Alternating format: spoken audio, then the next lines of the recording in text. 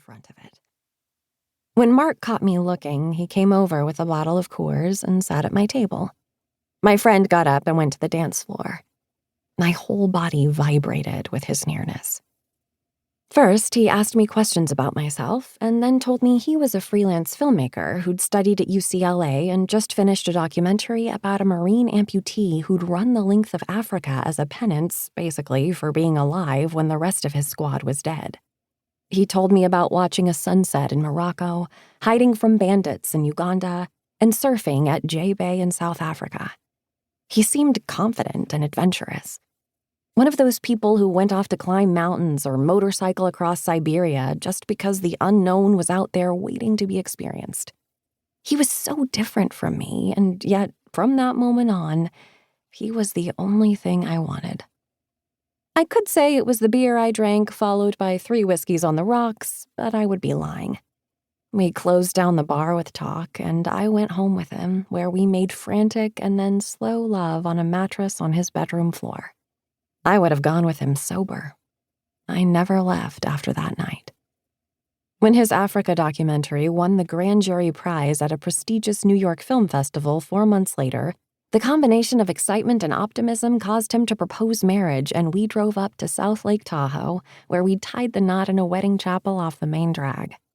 The truth was, as we lay in our hotel bed that night, the new Mr. and Mrs. Russo, as the officiant had loudly announced, I felt like, even though I didn't deserve it, I'd won some kind of prize too. After that, we rubbed shoulders with celebrities at Sundance and spent a weekend at a fancy house in Tahoe with some hedge fund guy who introduced Mark to a couple of big-time producers. We went to elaborate parties in San Francisco and LA and spent all day in bed just because we could.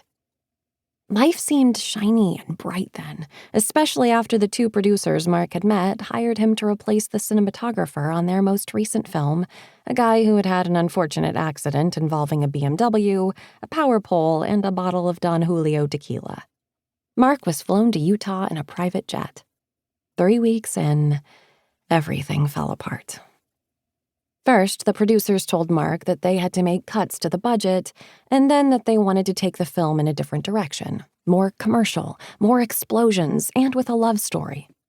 Mark told them they would ruin the film and made the mistake of sending an email to a fellow shooter telling him what a clown show the production had become and how the married director had been having sex with an 18-year-old girl on set.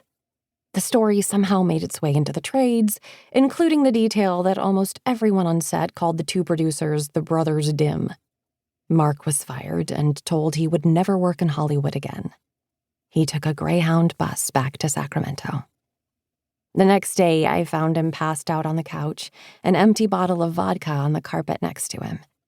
It was 3 p.m. I helped him into bed and went to work, thinking he would sleep it off. He didn't. For the next 5 days, he huddled under the blankets, refusing to speak, refusing to eat, refusing suggestions to get up and take a shower.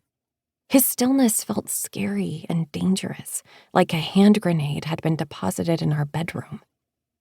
On day 6, just as I was getting ready to call Mark's brother to ask if this had happened before and what I should do, Mark stumbled out of the bedroom. His hair was wild and his smell zoo-like, and he went into the kitchen and fried himself 3 eggs. "Don't," he said and held up a hand when I started to ask how he was. He spent the next 2 weeks on the phone. No one would take his calls.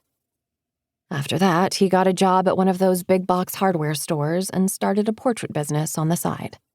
Then, one day, he burst into our apartment and said a guy he knew from film school worked as a fire lookout in Washington State and needed someone to fill in for him while he went off to take care of his ailing father.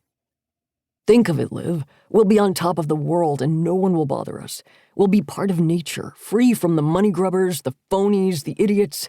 Just us." It scared me a little, but he folded me into his arms and said, "Trust me. You'll never feel more alive than when you don't know what's coming next." And he was right.